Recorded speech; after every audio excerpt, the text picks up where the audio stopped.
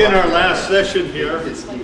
I told a number of you already that Curt Meine was the person who inspired this conference by suggesting that we hold a conference on water ethics during one of the meetings of the Wisconsin Academy for Sciences, Arts, and Letters. And Curt and I met about 10 years ago.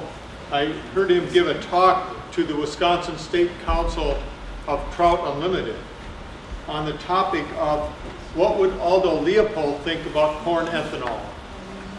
And it was a wonderful presentation because he did such a nice job of introducing Aldo Leopold's ideas to a large audience, something I expect that you probably do all the time.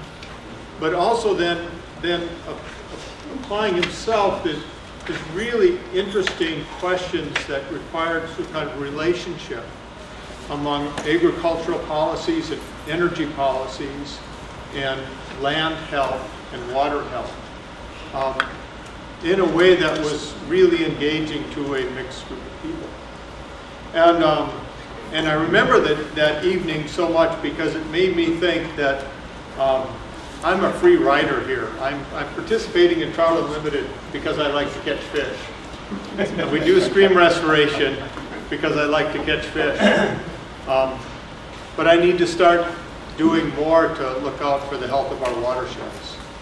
And so that was kind of a changing point. The other thing it prompted me to do was to, whenever I was talking to a group, whether it be on business ethics or healthcare ethics or anything like that, I would ask people in the group, how many of you have read a Sand County Almanac? And I was surprised how many people in Wisconsin didn't even know what it was. And so then I made it a point, whenever I give any kind of talk, to mention Leopold, to say a little bit about him, because what Curt has taught me about Leopold is that the relationships that he was concerned with weren't just the relationships in the land, but we also have to tend to our political relationships. We have to understand all of the ways in which our actions, our policies, and our institutions affect land health. And so I have a great indebtedness to your work, and thank you for agreeing to round out our conference this weekend with some reflections. Curt Meine.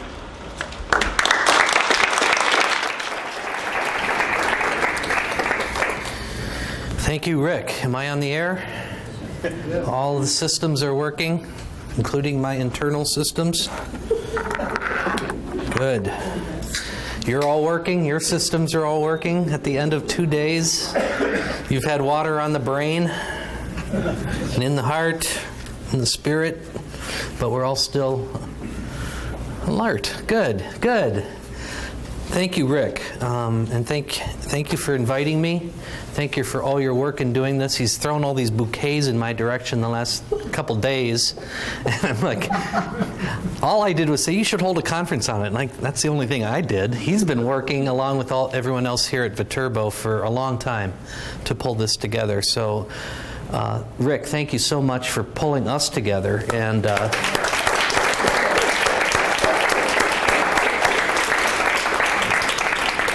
I have a feeling many of us, as we run into each other at other places and other times, will be reflecting back and saying, boy, that was such a great chance to come together and share thoughts from incredibly varied perspectives around this theme. And that, we all think about it, we all talk about it, we cross the river and we reflect on it.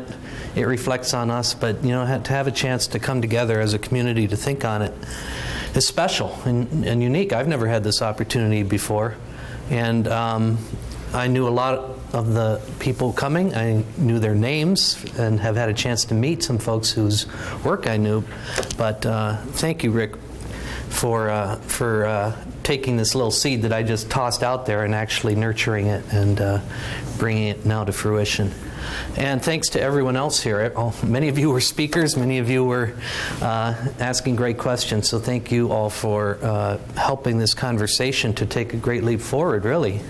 And I'll hope to provide a little context. I'm not going to presume to distill or summarize all that was said. There's no way you could do that.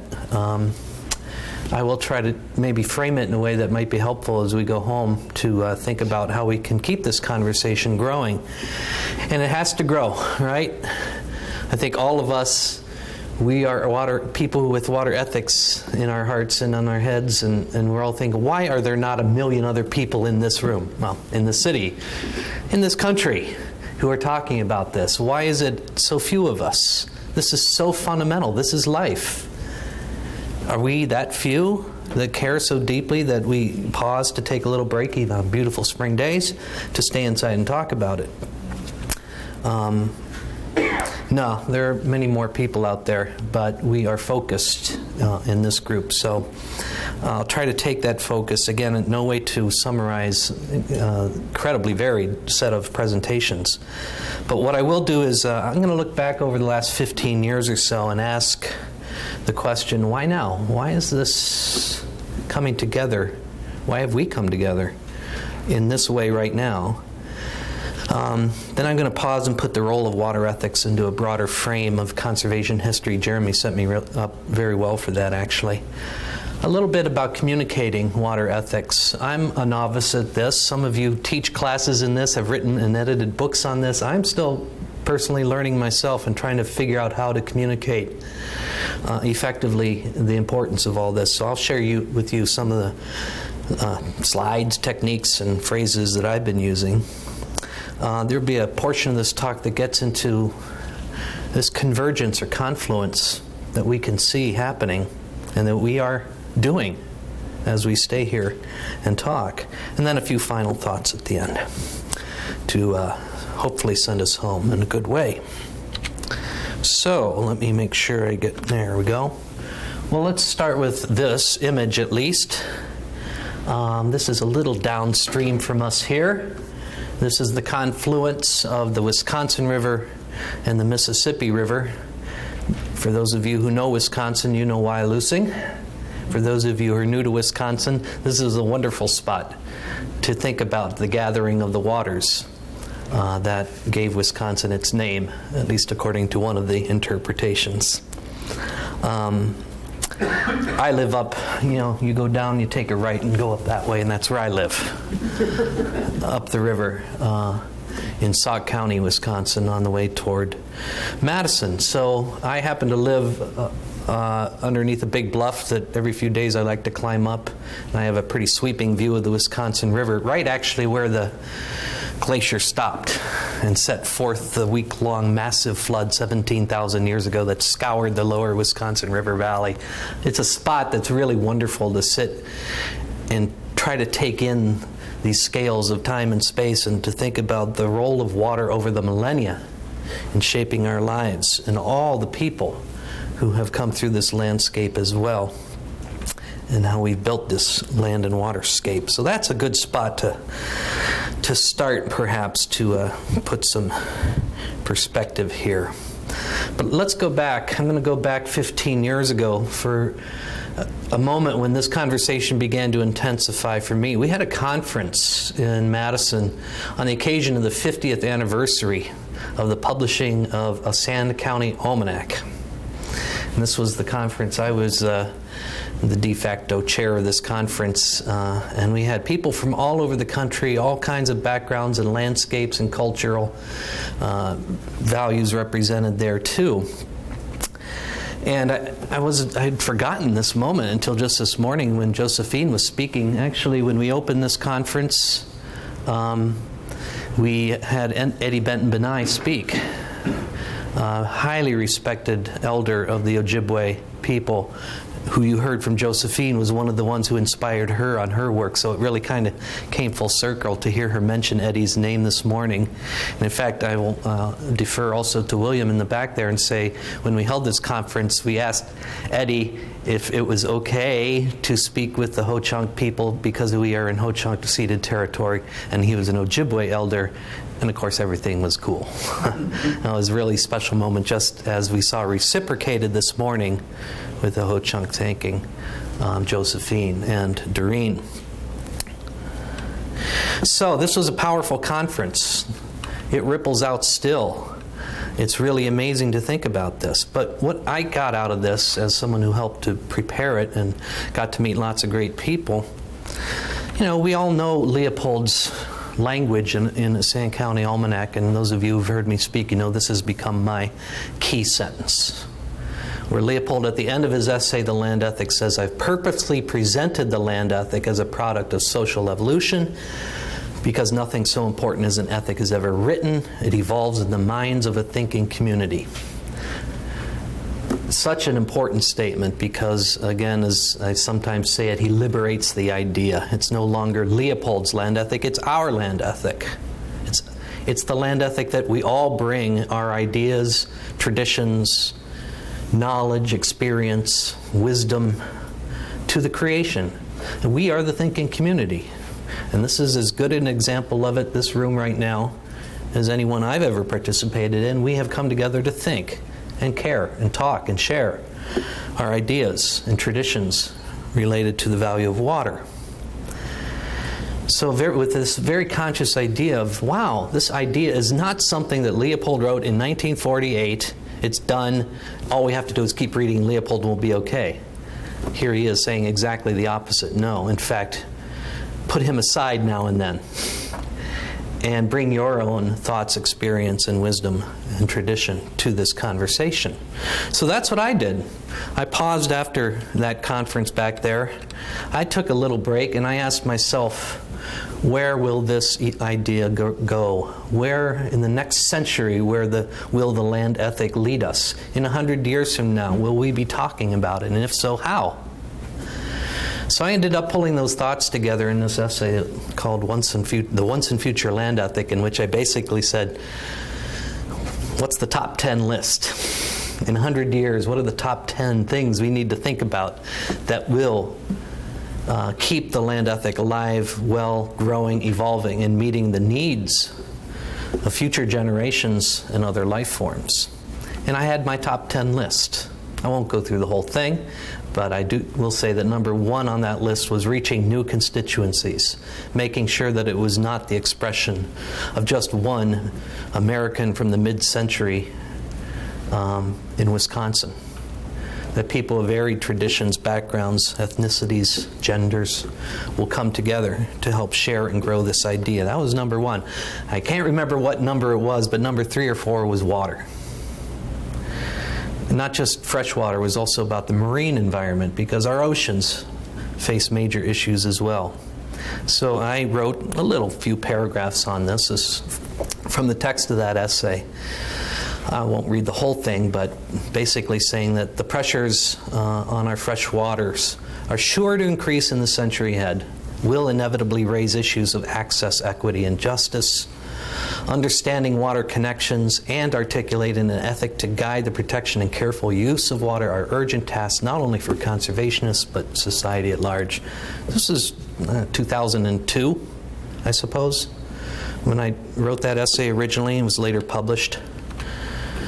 And it was about the same time that we were working on this project that Jane Elder described yesterday, the Waters of Wisconsin project, also through the Wisconsin Academy, that I was also basically the kind of guy in the middle of in helping to draft this report and prepare for this big 900-person conference in Madison.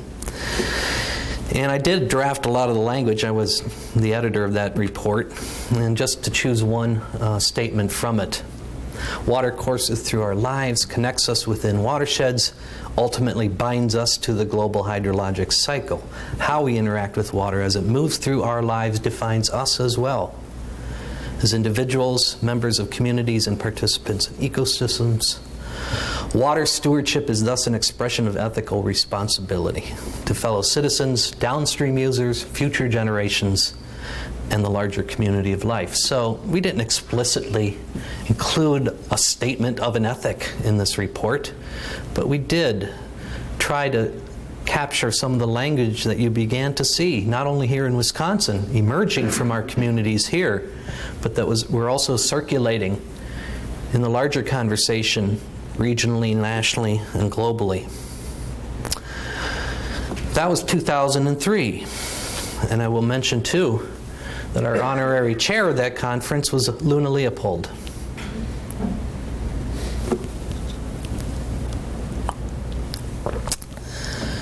A good story there is that Luna, he was 86 or 7 at that point. We called him to say we'd like him to be our honorary co-chair. I think it would be a nice honorific thing. And he lived in Berkeley, California. Came back, but he was getting older, not so easy to travel. First thing he said was, "What time am I supposed to speak?" He never gave up. His mind and heart was devoted to all of this until even his last hours. For those of you who know Wisconsin, you'll recognize in the background, that's Mike Dombeck, the former chief of the Forest Service. And in the further background is Steve Bourne, one of the great water policy teachers of the last generation at the University of Wisconsin. Both of them still here in Wisconsin, both of them still very dedicated to this work. So, having Luna there was a powerful connection to, obviously, the family tradition, but obviously to a global community of scientists and policymakers and ethicists and others who had been connected through his work. He lived on for another 3 or 4 years. I will mention that this year is the centennial of his birth. Just lost your audio. I have lost my sound. It is not due to me. I didn't touch anything. Switch it. All right. Again, so this year, October, will be the 100th anniversary of Luna's birth. It really is a great opportunity for anyone who wants to seize it to speak about not only, again, his personal contributions, but to the larger conversations that he was in the middle of. Well, that was then. This is now. In just the last few years, we have seen this pouring forth, if you will, of new publications, ideas, concepts, proposals around the theme of water ethics. Those top 3, of course, are represented with us at this conference. There are others out there, more coming online. These are all published in the last 5, 6, 7 years. It's really an extraordinary moment. It's a maturing of this theme in the greater thinking community. And this conference itself is an expression of this emerging water ethic. Certainly the emergence of a conversation about water ethics. And so we are now at a point when we can see people everywhere taking up this theme. And I'm sure all of us, because we are people focused on this, hear this in our conversations, not just professional conversations and academic conversations, but even in our day-to-day lives. It's a much more prominent theme. And it's fascinating to ask why. Why now? Why have people come forward now to speak more directly about these issues? So let me try to answer some of that. So this expression is not only on the written page, it's on the land, it's in our streets, in our back roads. There's Josephine, by the way, here in the lower left. I'm not sure which walk that was, but there she is. And we were so fortunate and honored to have her with us this morning.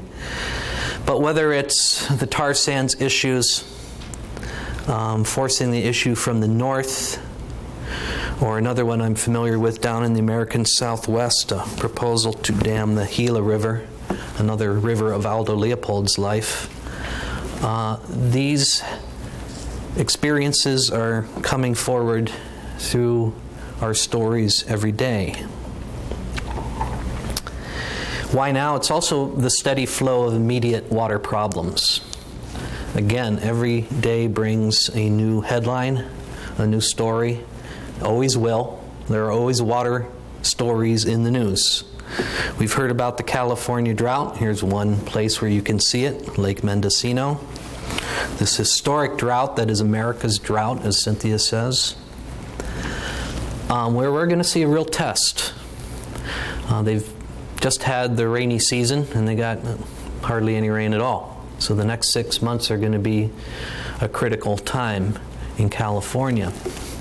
We don't know what will come out the other side of it. We've already seen a shuffling of the policy cards. We're not sure how that's going to play out, but it's going to be a historic moment one way or another. This place has been in the news, Sao Paulo. Perhaps the first great megacity in the country to face a drastic water shortage as their reservoirs have begun to go dry. And there have, in fact, been people in the streets of Sao Paulo in the last few months.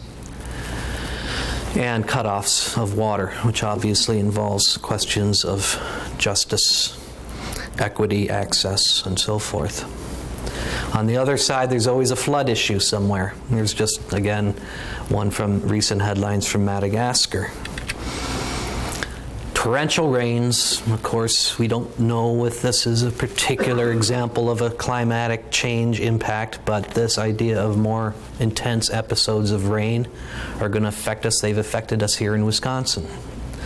But it's that last sentence that caught my eye on this one. The capital was originally built on the rugged higher ground, but the expanding population has turned the low-lying surrounding areas into residential slums, also most vulnerable to flooding.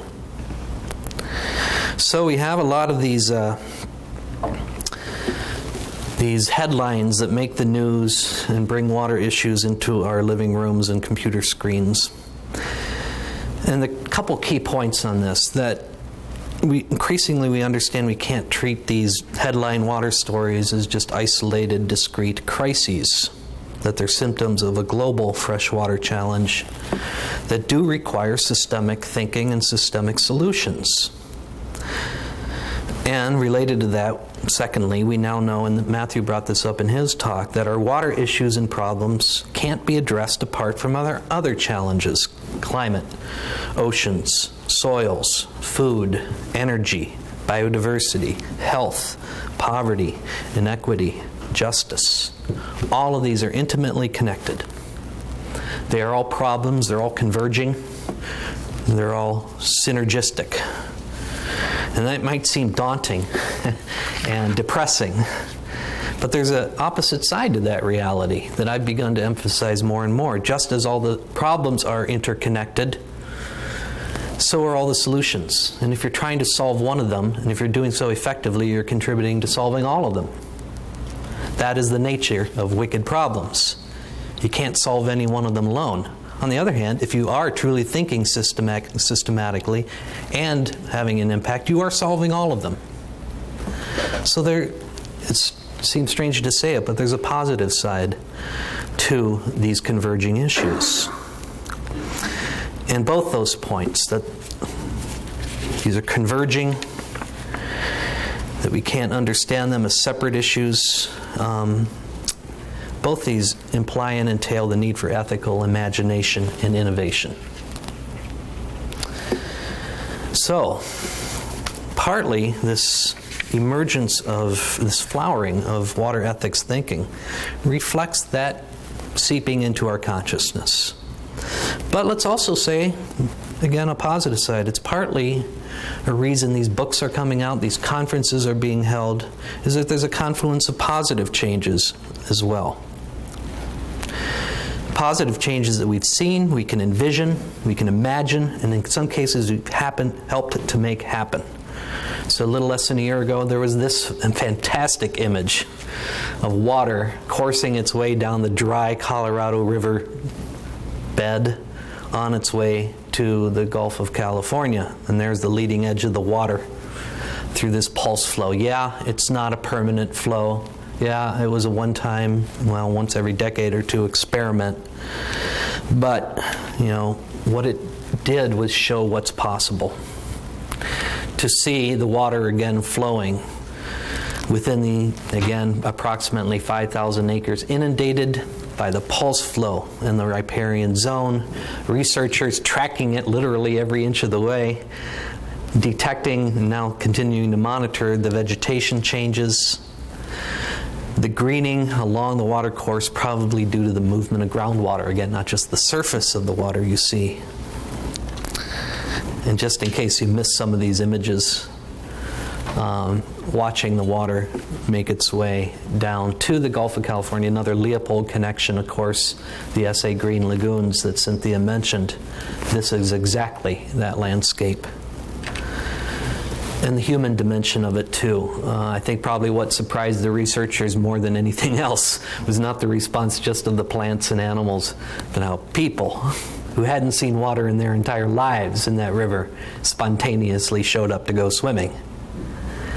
The human response, which is so fundamental to these changes that are possible. Positive changes.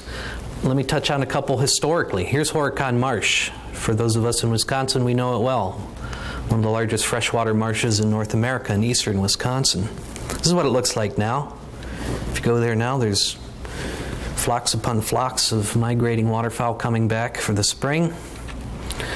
It's huge, 25,000 acres. It was also one of the great early restoration projects. I love that picture on the bottom right. That picture, Restore Horicon Marsh, was taken in 1929. It's one of the first uses of the term restore in something like the way we use it now. They didn't have the understanding of wetland ecology and hydrology that we have now, but they knew that if they put water back in the marsh, good things would happen. It was largely driven by the hunters and fishermen, but it was a statewide community movement to bring water back to the formerly drained Horicon Marsh, which is now both a state and national wildlife refuge. If we were to leave the room and go 12 miles that way, you'd come to this landscape of Coon Valley, Wisconsin, another historical landscape that Dylan gave a presentation on yesterday. Again, also connected with Aldo Leopold and his generation. That's what it looks like now. You heard, if you attended his talk, why it looks like that. You know that this was an epic moment in the history of conservation and the stewardship of waters, where the first watershed project in the country was undertaken. This is the sign you see if you're heading back east on Highway 14 and you haven't stopped there. This is the sign you see. Talking about this community-wide effort, and that was really the essence of it. It wasn't top-down government controlling the landowners and fixing the land. No, it was the cooperative effort of hundreds of farmers, hundreds of CCC workers, bankers, consultants, scientists, hydrologists, foresters, agronomists, and one Aldo Leopold from the University of Wisconsin, who insisted that this was not a project just about soil, that this was about the land, and that included soils, waters, animals, plants, and people, and made it the holistic example that it remains. I was thinking as Jeremy gave his talk this morning that this was almost the anti-TVA. There are little check dams there. There's no big dam to control flooding on Coon Creek. This was hundreds of farmers in a dispersed, community-driven effort. Experimental, wasn't done perfectly. Maybe they do things differently now. But it remains there, and it remains a great example. And it wasn't this top-down example of a government driving the process in the same way they did in the TVA. There's the watershed. This is Leopold's own map, actually, of the watershed. Again, if you saw Dylan's talk, you've seen these images of profound disruption of this system. I looked at this photo for many years and used it for many years until I noticed, you can't quite see it, and it's a little light in the room, but there's a fence here in the foreground.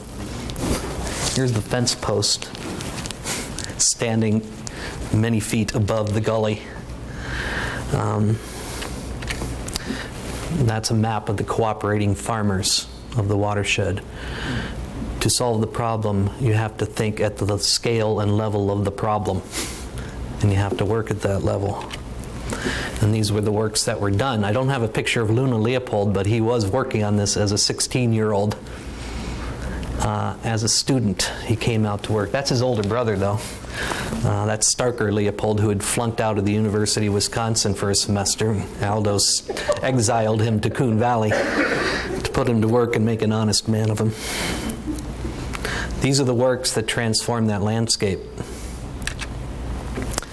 And that is what you can find and see now.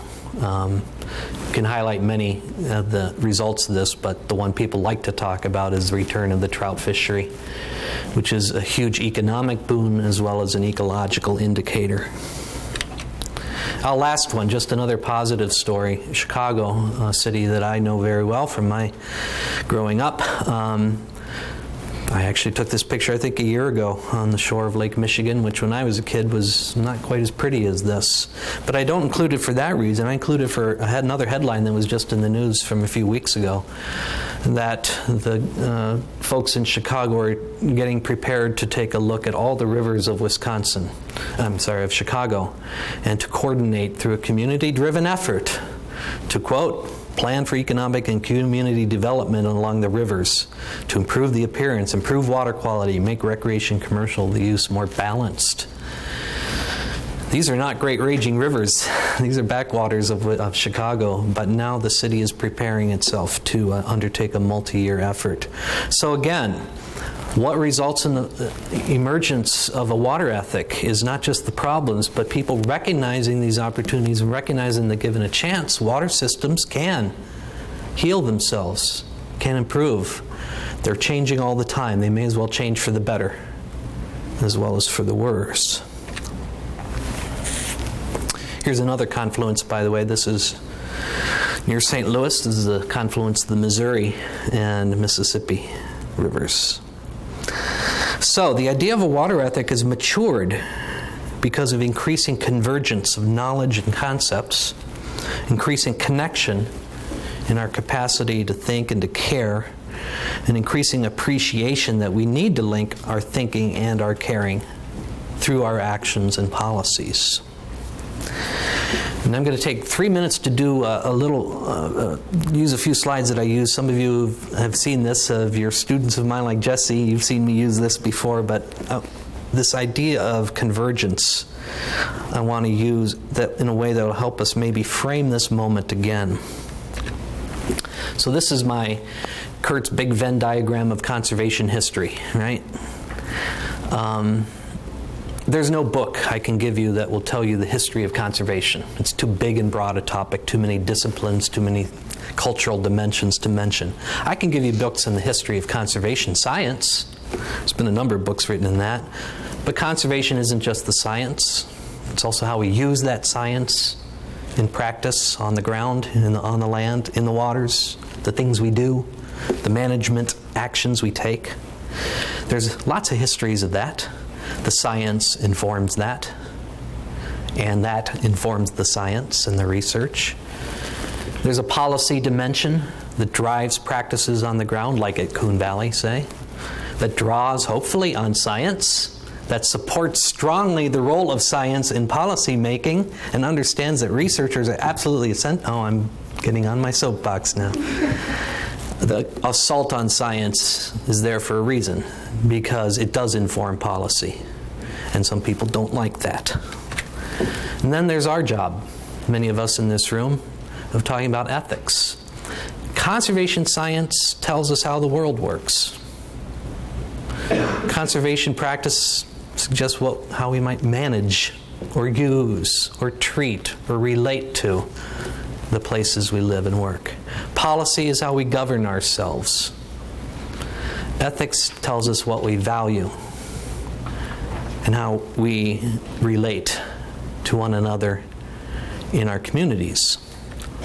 These are all interacting all the time. This is the dynamic of conservation history. We've heard these concepts, and I'll get into this a little more in a moment here. But this is the dynamic. Some new finding in science suggests the need for a new practice. But to support that practice, you might need a new policy. And that might reflect a new ethical insight, which then suggests a new research question, which then feeds a new policy. On and on it goes.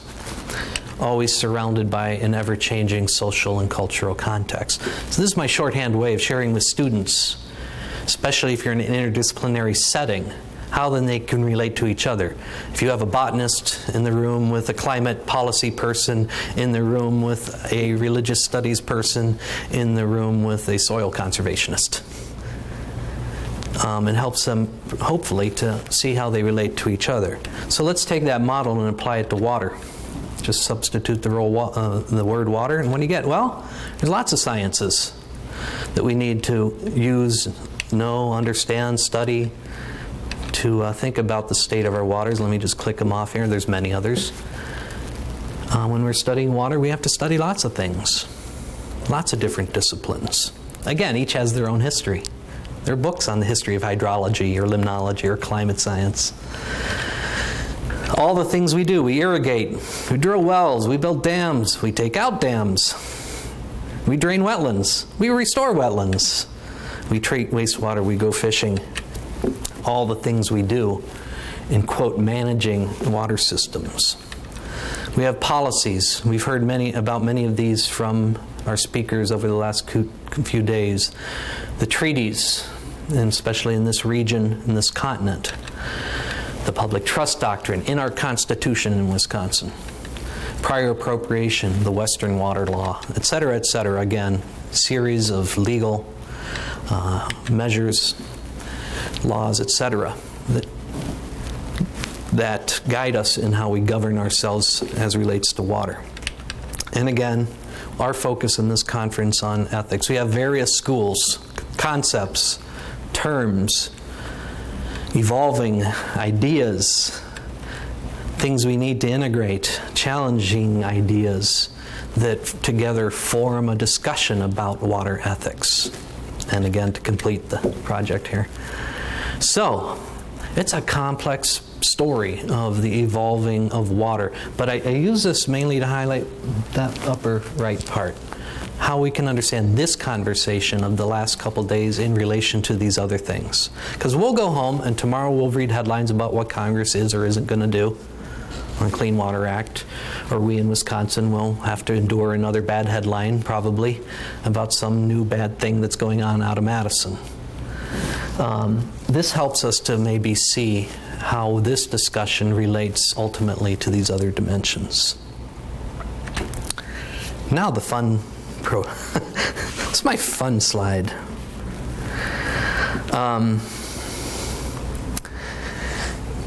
This is the best water cycle slide.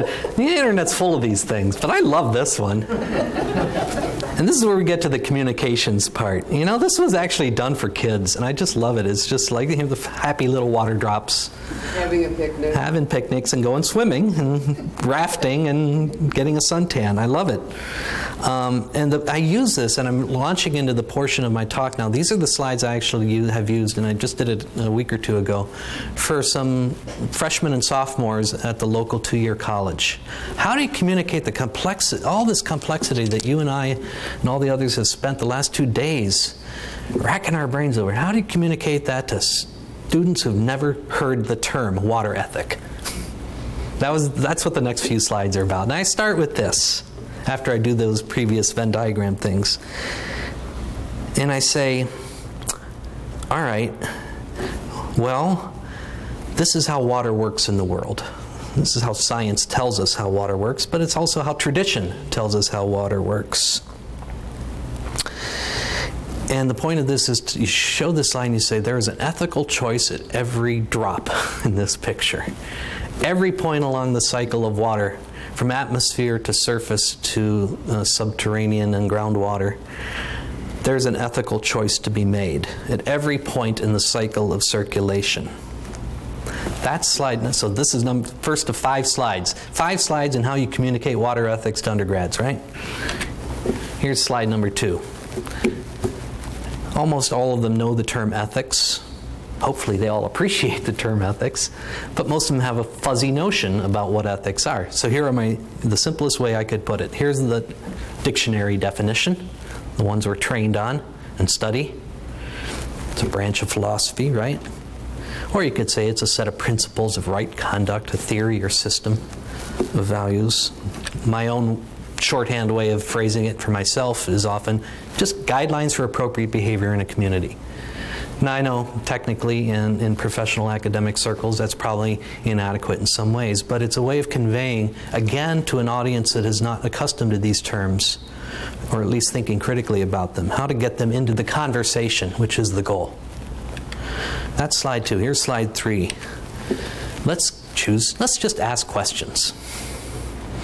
What's the appropriate, and this is just a series of questions, they're the ones we've been pondering the last several days. appropriate relationship between people and water. What principles should guide us? How do we value water? Who owns it? Can it be owned? Should it be owned? Is it a public good or private commodity? If it's a common good, how do we decide? What needs are highest? Who decides? What should be the goal? If it costs money, who pays? What about those who can't pay? Who's responsible for cleaning up messes from the past? And what responsibilities do we have to downstream neighbors, or to future generations, or to other species? What do we have? What responsibilities do we have to whole systems? So rather than, especially again with introductory classes or so forth, asking the questions, getting them to think about them, because they do think about them. We all know this, those of us who are in the classroom. So that's that slide. And then you get a little into the deeper water of it, and you start setting up the real dilemmas, right? The different ways we conceptualize the natural world, the series of dichotomies and dualisms and tensions that we debate and talk about as we have here. Domination versus care, the different schools, again, utility and preservation, anthropocentrism. We get into these whole series that environmental ethics has helped us define and hopefully clarify, at least understand better. So, hopefully now you're communicating to your audience, I have at least, how these questions really resonate when it comes to water. And then the last slide I use is this one. Where do we get our ethics from? And again, this is fairly common knowledge for most of us, but for introductory audiences, it's important to say, well, there are a lot of biologists who are exploring the evolutionary basis of our ethics. We could have a whole class on that, but I'm actually not, I'm speaking as I would to students now. But we're not going to talk about that today. Let's focus on the cultural sources. And there's, again, many of them. What we get from our families, communities, our various spiritual traditions and communities, our literature and stories and songs, formal philosophical schools and traditions. This discipline of economics has a lot to say, as well as political science, history, what we learn from history and the sciences, and most importantly of all, our personal experience and reflection. So those are the 5 slides that I'll present, and I'll say, okay, let's talk about it. Let's understand where our own ethics come from, where your insights, what your beliefs are, what your own experience has brought you to see and understand. So let's do that little exercise just for ourselves on the theme of this presentation about convergence and confluence. So just a quick trip around the world, and this is just a sampling, obviously, of different traditions, and people in this room are better qualified to do this than I am. These are almost random, but there is some method here. Just starting in the Mideast. We have a colleague in Turkey who has just set up the Center for Land Ethic Research and Application in Ankara. This is actually from an article she wrote, Ufuk, about Turkish tradition. The Yersu, land water spirits that were created in ancient Turkish myth. These spirits associated with the nature spirits, Mother Earth. At times, Yersu spirits could be of trees, rocks, mountains, lakes, rivers, the entire country. A wonderful article she wrote about ocean ethics in the Turkish Bosphorus Straits, actually. Rick started our dinner last night invoking St. Francis, so this is entirely appropriate. In Assisi, the Canticle of the Sun from St. Francis. Be praised, my Lord, through Sister Water. She is very useful and humble and precious and pure. In the Catholic tradition. The Ganges. This is the confluence that creates the Ganges. And the story of the Ganges, wow. We can hardly even begin to talk about that story. But Hinduism and the vital role, the essential role of the Ganges in Hinduism as the expression of and grounding place for the entire Hindu worldview. The ancient scriptures mentioning that the water of the Ganges carries the blessings of Vishnu's feet. Hence, Mother Ganges is known as Vishnupadi, which means emanating from the lotus feet of the Lord Vishnu.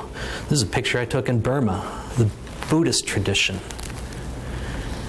Offering of water at Buddhist shrines, symbolizing the aspiration to cultivate virtues, reminding us diligently to cleanse ourselves of defilement, etc.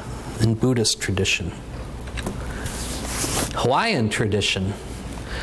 The Hawaiians have a well-developed land ethic. The term that they tend to use for it is pono.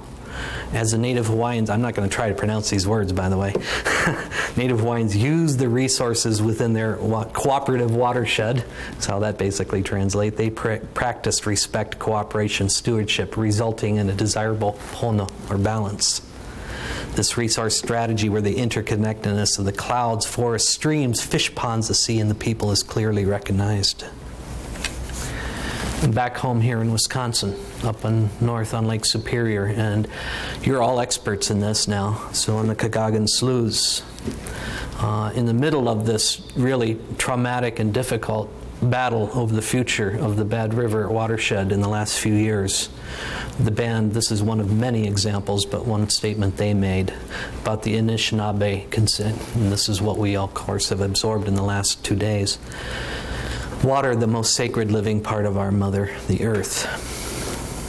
So, of course, there are many other traditions, ways of understanding water, and this is obviously a major theme in water ethics, that water plays a key role in most religious beliefs, values, and rituals, that indigenous beliefs almost universally hold a deep respect for water, that understanding both religious and non-religious beliefs regarding water is essential to dealing with management issues, and that this wisdom can play a positive role. So, if we look ahead, going out of this conference, we can think that certainly one of the major trends maybe of the next 10 years will be a comparative studies of our different water ethic traditions, how they differ, and perhaps even how they conflict in some ways. But we're going to be seeing that conversation, I think, pick up. And I'm intrigued personally by the idea, look, all these traditions globally, north to south, east to west, they're all respecting the same water. They are all building into a global water ethic, but can we create a global water ethic without losing the richness and uniqueness and value of each of these traditions? That's going to be a really interesting question. Christiana's way of saying this yesterday was, many different forms of knowledge deserve a place at the table. And these are the different forms of knowledge we have. But there's also another way of knowing, and I'm just going to touch on this, and then we'll begin to kind of come to the end here. So there is another way of knowing. It's kind of symbolized by this view, not the view from your local place to the water at your feet, or even the water on your hands, or that you are drinking, but the view from afar, objective, quote unquote, removed. And to some degree, and that's another way of saying the way of knowledge that science represents. So just to choose a couple examples of this tradition, one of our early conservation thinkers, the greatest, perhaps the earliest conservation thinkers, George Perkins Marsh, who in 1864 published Man and Nature, is largely motivated by his concern over the degradation of watersheds that he had experienced in his life in Vermont and then over in the Mediterranean.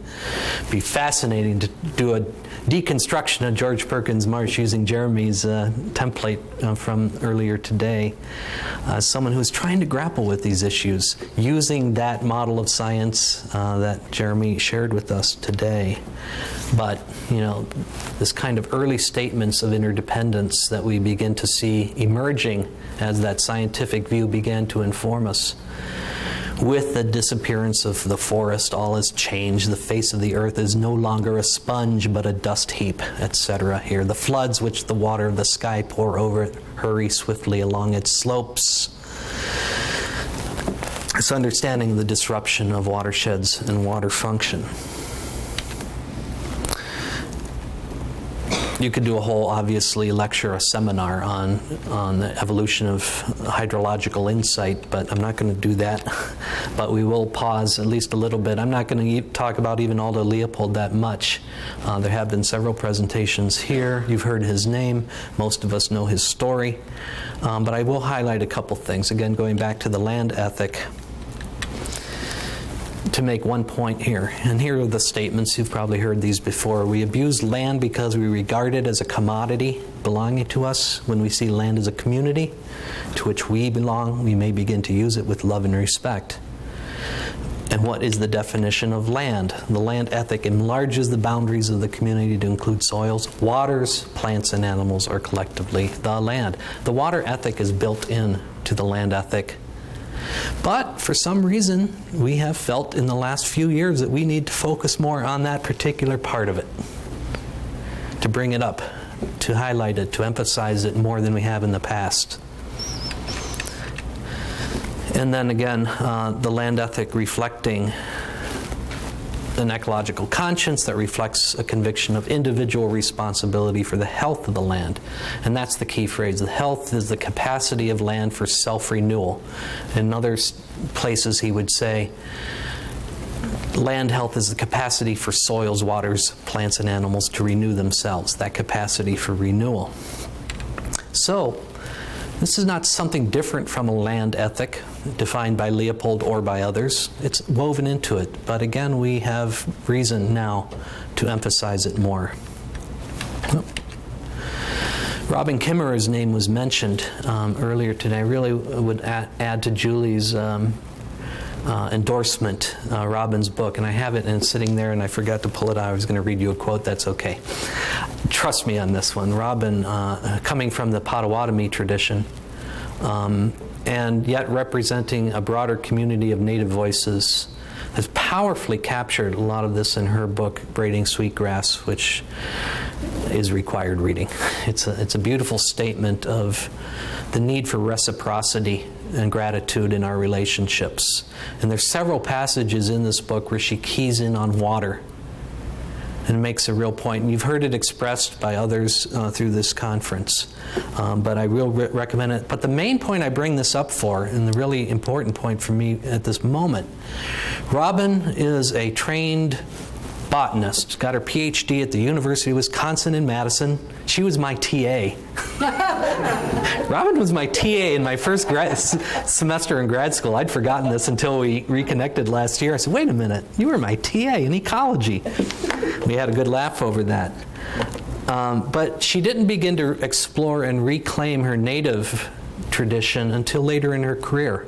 She wrote a wonderful book called Gathering Moss. She's an expert in mosses.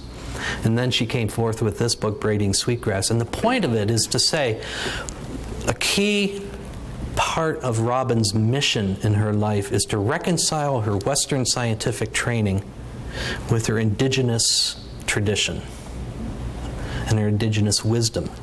And as well as any voice out there among us right now, Robin has been finding a way to do that, to bring reconciliation, or better yet, confluence, to these different voices, these different forms of knowledge. And there's another term from her book that I'll also recommend. We speak of, and we even heard it in the previous talk about harvest. Robin has a term that she draws upon her Potawatomi tradition. It says, we need to practice honorable harvest. Honorable harvest.